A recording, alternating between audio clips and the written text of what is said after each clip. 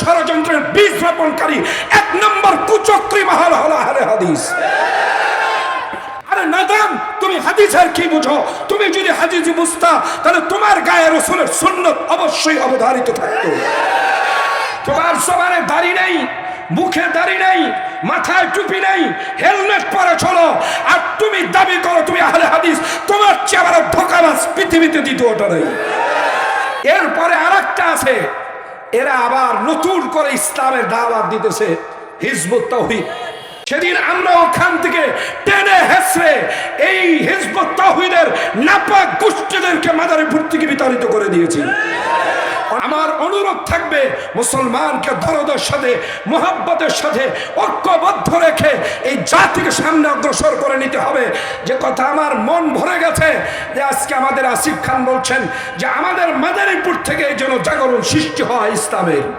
মাদারীপুর থেকে ইসলামের আওয়াজ করে ঢাকার রাজধানী যখন ইসলামের পতাকা পথ করে চলে, এই কাজ করার জন্য কোন যুবকরা রাজি আছে? আল্লাহু আকবার।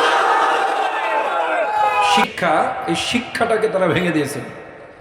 এই শিক্ষা ব্যবস্থা ভেঙে দেওয়ার কারণে আজকে মানুষ ইসলাম এবং নিজের জীবন ব্যবস্থা এটাকে দুই জিনিস মনে করে। যে ইসলাম মনে হয় শুধু ওই মসজিদের মধ্যে আবদ্ধ কিছু কাজ, কিন্তু এর বাইরে যে ইসলাম যে আমার পরিপূর্ণ জীবন ব্যবস্থা, এই জিনিসটাই আমাদের মুসলমানের ধারণার থেকে বের হয়ে গেছে। এরা মনে করে যে আমরা নামাজ পড়বো, রোজা রাখলাম, হজ করলাম, কোরবানি করলাম, জিকির করলাম, তেলাওয়াত করলাম, বড় বড় গরু জব দিলাম, এটাই মনে হয় আমরা ইসলামের কাজ করলাম। কিন্তু ইসলাম যে এতটুকুর মধ্যে সীমাবদ্ধ নয়। ইসলাম যে পরিপূর্ণ একটা জীবন ব্যবস্থা, এই জিনিসটাই আমরা বাংলাদেশের মুসলমান বিশেষভাবে, আমরা যেহেতু এই ভূমির মানুষ, এজন্য আমি আমার কথাই বলবো, আমার দেশের কথাই বলবো, যে এই কথাটাই, এই ধারণাটাই আমাদের কারো বেরেনের মধ্যে নাই। আমরা এজন্য মনে করি ওয়াজ মাহফিল এটা হলো একটা দিনই কাজ, কিন্তু দিন শব্দটার অর্থ কি আমরা এটাই বুঝি না। আসলে দিন শব্দের তো সুস্পষ্ট একটা অর্থ, সংক্ষিপ্ত একটা অর্থ হলো জীবন ব্যবস্থা, এটার নামই দিন।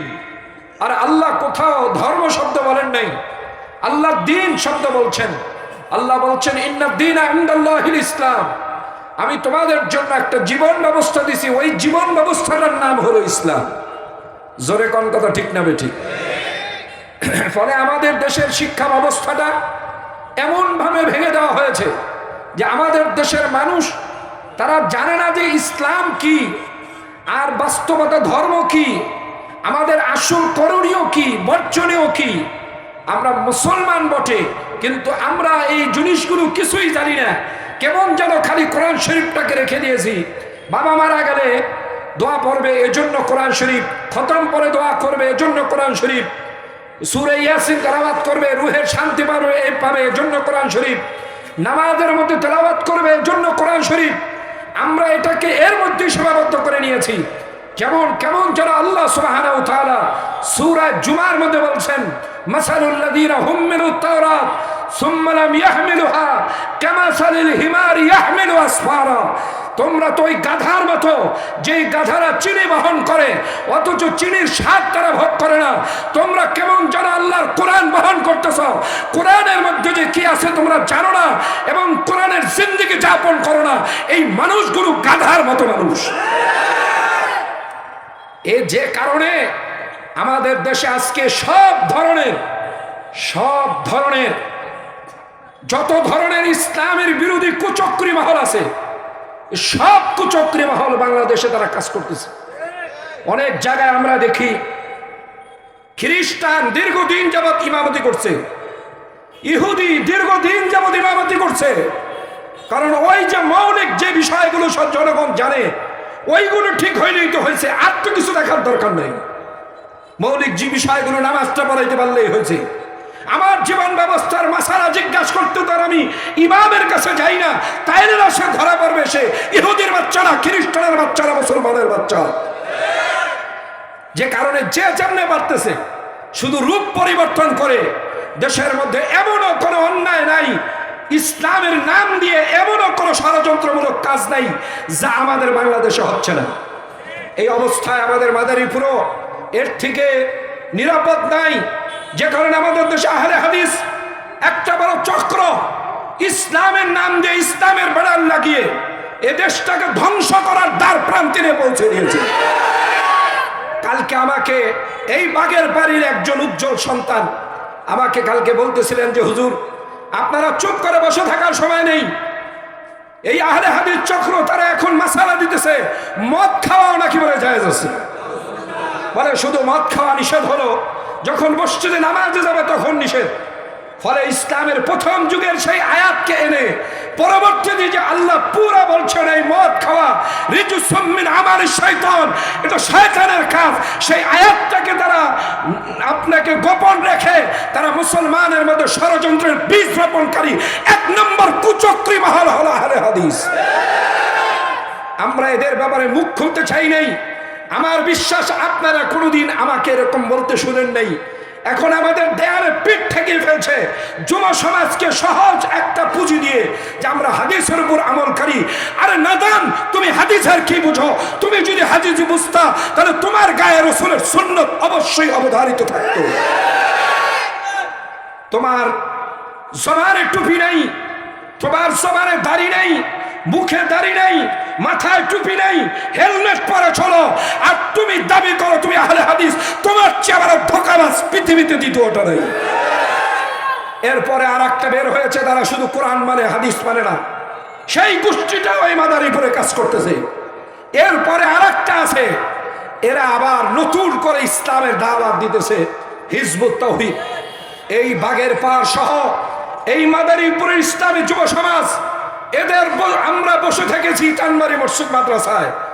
আপনারা অনেকে বলতে পারেন হুজুর এই আবু আলিম, ওই যে যুবলীগের জাহিদ, ওই যে কাউন্সিলর, এদেরকে হুজুর এত পামপট্টি দেয় কেন? এরা এমন কি হয়ে গেল? এরা কিচ্ছু না, এরা ইসলামের এক একজন সৈনিক। আমরা ঘরে বসে থেকে এদেরকে পাঠিয়ে দিয়ে সেদিন আমরা ওখান থেকে টেনে হেসড়ে এই হিজবুত তাওহীদের নাপাক গোষ্ঠীদেরকে মাদারীপুর থেকে বিতাড়িত করে দিয়েছি। অনেকটা আপনারা জানেনও না, এই পতিতাপল্লী ভাঙ্গায় যেদিন ভাঙ্গা শুরু হয়েছে সেদিন আমরা হুজুররা সেখানে ছিলাম না, ভাঙতে আমরা হুজুররা যাই নাই। এই সাহসী যুবকেরাই মাদারীপুরের আপামর জনগণ, বিশেষভাবে পুরান বাজারের সমস্ত ব্যবসায়ী এবং কর্মচারী যারা ছিল, তারা যার হাতে যা ছিল তা নিয়েই ঝাঁপিয়ে পড়ে এই পতিতাপল্লী মুক্ত করে মাদারীপুরকে পবিত্র করেছে। এজন্যই আমি এই যুবকদেরকে অনেক কাছে ডাকি এবং তাদেরকে আমি অত্যন্ত মহব্বত করি। আমি অনেকের নাম জানি না, মনে রাখতে পারি না, কত মানুষের নাম আর মনে রাখা যায়। এজন্যই 2-4 জনের কথা আপনাদের সামনে বলি। ফলে এক্ষেত্রে বয়ান তো বড়রা করবেন যারা আসছেন। আমি মাওলানা আবু আলী হাসান ওসামাকে এইমাত্র বলে আসছি যে আপনি তো নবীন আলেম, তরুণ আলেম, আমি আশা রাখবো উম্মতের ঐক্যের দিকে লক্ষ্য করে কথা রাখবেন। আমার অনুরোধ, ফাটল সৃষ্টি করতে সময় লাগে না, ফাটল সৃষ্টি করা মুহূর্তের বিষয়। মনে করেন না এই জিকির নিয়ে মাসালা দিলেন, কে মিলাদ পড়লো এটা নিয়ে মাসালা দিলেন, এ নিয়ে ঝগড়া করবেন। ওই ইরাকের দিকে লক্ষ্য করুন, সেখানে আতাতায়ীরা যেভাবে ইসলামকে কাকের গোশত খাওয়া হালাল না হারাম এ নিয়ে যখন মৌলবীরা ঝগড়া করতেছিল, সেই সময় ওই দেশটাকে বিধর্মীরা কবজায় নিয়ে প্রায় 1000 বছর তারা এখন শাসন করতেছে। সুতরাং আমরা সেদিকে পা বাড়াবো না। আমার অনুরোধ থাকবে মুসলমানকে দরদের সাথে, মোহাব্বতের সাথে ঐক্যবদ্ধ রেখে এই জাতিকে সামনে অগ্রসর করে নিতে হবে। যে কথা আমার মন ভরে গেছে যে আজকে আমাদের আসিফ খান বলছেন যে আমাদের মাদারীপুর থেকে এই জন্য জাগরণ সৃষ্টি হয় ইসলামের। আমি কালকেও এক জায়গায় বলেছি যে যেমন আফগানিস্তানে ইসলামের জাগরণ শুরু হয়েছে কান্দাহার থেকে, সেখান থেকে যেমন কাবুলে ছড়িয়ে পড়েছে, আমাদের বাংলাদেশেও যেন মাদারীপুর থেকে ইসলামের আওয়াজ করে ঢাকার রাজধানী যখন ইসলামের পতাকা পথ করে ছুড়ে এই কাজ করার জন্য কোন যুবকরা রাজি আছে? আল্লাহু আকবার। ভূমিকা নিতে হবে কাউকে না কাউকে, ভূমিকা নিতে হবে কাউকে না কাউকে। বসে থাকার সময় নেই, ঝগড়া করার সময় নেই, কাদা ছড়াছড়ি করার সময় নেই। উম্মত নামাজ পড়ে না, উম্মত রোজা রাখে না, উম্মত তেলাওয়াত করে না, কোরআনের সাথে স্পর্শ নেই। এই উম্মতকে তুমি কোন মাসালা বলে মুসলমানের মধ্যে ঝগড়া সৃষ্টি করবা? এর কোনো সুযোগ এখন আর নাই। সুতরাং আমার অনুরোধ থাকবে, আমি একটু আগেও বলেছি যে মানুষের ঐক্য, একটা ঘর করা বড় কঠিন, একটা ঐক্য সৃষ্টি করা কঠিন, এই ঐক্য ভেঙে দেওয়া বড় কঠিন কিছু না। ফলে এই জন্য আমি অনুরোধ রাখবো, সামান্য কিছু আপনার সন্দেহবশত হয়েও কেউ কারো উপরে কাদা সরাসরি করবো না। আমরা সুন্দরভাবে ঐক্যবদ্ধ হয়ে একজন থেকে যদি আর একজন কষ্টও পাই, এই মাদারীপুরে আমি শুধু যে আপনারা দেখেন যে আমি খুব ফুলের বাগান নিয়ে আসি এমন না, আমার অনেক আঘাত আমার শরীরে লাগে। এই মাওলানা জাহিদ সাহেব, আমাদের ইমাম মুয়াজ্জিন সমাজ কল্যাণ পরিষদের জেহাদি সাহেব, তিনি জানেন, মাওলানা জামাল সাহেব জানেন, আমাদের মাওলানা আশরাফ সাহেব জানেন, আমাদের সাথে জড়িত যারা তারা জানেন, আমি অনেক লাঠিগুতা সহ্য করেও, অনেক ত্যাগ তিতিক্ষা সহ্য করেও এই জবান আমি কারো বিরুদ্ধে খুলি না, যেন আমাদের ঐক্যতার জন্য নষ্ট না হয়। আমি ব্যক্তি আলী আহম্মদের কিছু ক্ষতি হয়ে গেলে কিছু যায় আসে না, আমার কোনো মাদ্রাসা ছুটে গেলে আমার কিছু যায় আসে না, আমার ইমামতি চলে গেলে, খতিবগিরি চলে গেলে কিচ্ছু আসে যায় না। কিন্তু এই উম্মত যদি ঝগড়া করে, তারা যদি পরস্পরের দিকে কাদা ছুড়াছুড়ি করে, তাহলে এর চেয়ে বড় বেদনাদায়ক আর কিচ্ছু হতে পারে না। সুতরাং এই আজকের মাহফিল নিয়ে আমি বলবো, যুব সমাজ আপনারা মাহফিল করতেছেন, এই মাহফিলের উপরে আমার বিশ্বাস কোনো ইসলামিক দল, কোনো ব্যক্তির কোনো আক্রোশ নাই, এটা আমার একেবারে অন্তরস্থলের বিশ্বাস। ভুল বুঝাবুঝি হতে পারে, ভুল বুঝাবুঝি হবে, এটা আমরা আপোষে সমাধান করে নেব। এটাই হলো ইসলামের শিক্ষা, এটাই হলো নবীর শিক্ষা। ফলে আমরা সবচেয়ে বড় যে জিনিসটা সামনে রাখবো, সেটা হলো আমার দ্বীন, সেটা হলো আমার ইসলাম। জোরে কোন কথা ঠিক না ঠিক? যদি এটা আমরা যতদিন পর্যন্ত জবান এবং অন্তরে লালন করতে পারবো, অন্তর এবং জবানে লালন করতে পারবো, সেদিনই আমরা সফলতা অর্জন করতে পারবো। আমার মাঝে মাঝে খুব কষ্ট হয় একটা কথা শুনে।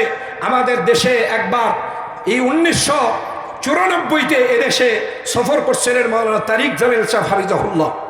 উনি এদেশ সফর করে যাওয়ার পরে, বাংলাদেশ সফর করে যাওয়ার পরে, উনি ওনার এই সফরের কারগুজারি উনি একটা রিপোর্ট পেশ করছেন। সেই রিপোর্টের মধ্যে বাংলাদেশের মানুষের আপনার আতিথেয়তা, মেহমানদারিত্বতা, অনেক কিছু তিনি প্রশংসা করছেন। লাস্টে উনি শেষ সময় মুখে দিতে পারতেছে না। আমার বিবি সাহেব ভাঙছে যে ডাইল পুরি এত সার কেন, বুঝলা দেখে ওই যে আমার কোনটা খারাপটা বললে এটা আবার শুনলে আবার পুরীর দোকান আবার এটা ব্যবহার করা শুরু করছে। এই ডাইল পুরির মধ্যে সুজিটাকে আপনার মরিচ দিয়ে গরম করে টাইলে এটাকে দিয়ে ডাইল পুরি বানাইছে। আপনি কোথায় যাবেন? কয়েকদিন আগে দেখলাম পেপারে, শীতের দিনে রাজশাহীতে খেজুরের গুড় বানায়, যশোরে খেজুরের গুড়ের মধ্যে, খেজুরের রসের মধ্যে ওই আপনার খ্যার ভিজায় রাখে দিনে। ওই খ্যারটা ভিজায় গেলে খ্যারের রসটা খেজুরের গুড়ের রসের মতো হবে। ওই খ্যারটা ভিজায় রাখলে পরে এই রসটা, এই রসটার মধ্যে, এই খ্যারের পানির মধ্যে রসটা মিলাইয়া তারপরে গুড় বানাইতেছে, দুধ বানায়। এটার মধ্যে মেডিসিন এমন কোন বিষয় না, হাতটাকে আপনার ওষুধের মধ্যে পর্যন্ত ভেজাল। এই যে ভেজালগুলো আমাদের দেশে, একটাই প্রতিযোগিতা, মানুষ শুধু ধনী হবে। কিভাবে ধনী হবে এই চেষ্টা চালাচ্ছে। এই জাতিকে যদি আমরা আল্লাহর ভয় তাদের অন্তরে ঢুকিয়ে দিতে না পারি, এই জাতি যে কোথায় যাবে আমার জানা নাই। ফলে যদি আমাদের জাতির অন্তরে ঈমানের আল্লাহর ভয় ঢুকিয়ে দিতে পারতাম, তাহলে আজকে সোনালী যুগ 1400 বছর পরে সেই সোনালী যুগের ফুল যেমন আফগানিস্তানে ফুটেছে, সেই ফুলও আমাদের বাংলাদেশে ফুটতো। এই ওয়াদা কোন মানুষের না, এই ওয়াদা হলো আমার আল্লাহ। এই ওয়াদা কার? চিৎকার মেরে বলেন ওয়াদা কার? আমি এই আয়াতটাই আপনাদের সামনে শুরুতে তেলাওয়াত করেছিলাম। আল্লাহ বলছেন, তোমরা যদি তোমাদের অন্তরের মধ্যে দুটো জিনিসকে লালন করতে পারো, একটা হলো আমি আল্লাহর ভয়, ঈমান, আর একটা হলো আমি আল্লাহর ভয়। আমি আল্লাহ তোমাদের জন্য পৃথিবীর আসমান এবং জমিনের মধ্যে যত রহমতের দরজা আছে, সব রহমতের দরজাগুলো আমি আল্লাহ তোমাদের জন্য খুলে দিব। লাফাতাহনা আলাইহিম বারাকাতিন মিনাস সামাই ওয়াল আরদ। এই ওয়াদা করছেন কে? চিৎকার মেরে বলেন কে? আর আল্লাহ অনেক জায়গায় কোরআনে বলছেন লা ইয়াখলিফাল্লাহু আহাদা, আমি আল্লাহ আমার প্রতিশ্রুতি ভঙ্গ করি না। তোমরা ঈমান আনো, নেক কাজ শুরু করো, গুনাহ বর্জন করো, আল্লাহকে ভয় করো, মানে গুনাহ বর্জন করো, তাহলে তোমাদের ঘুষ খেতে হবে না, সুদ খেতে হবে না, মালা ভেজাল দিতে হবে না, ওজনে কম দিতে হবে না, বর্জনী করতে হবে না, ডাকাতি করতে হবে না।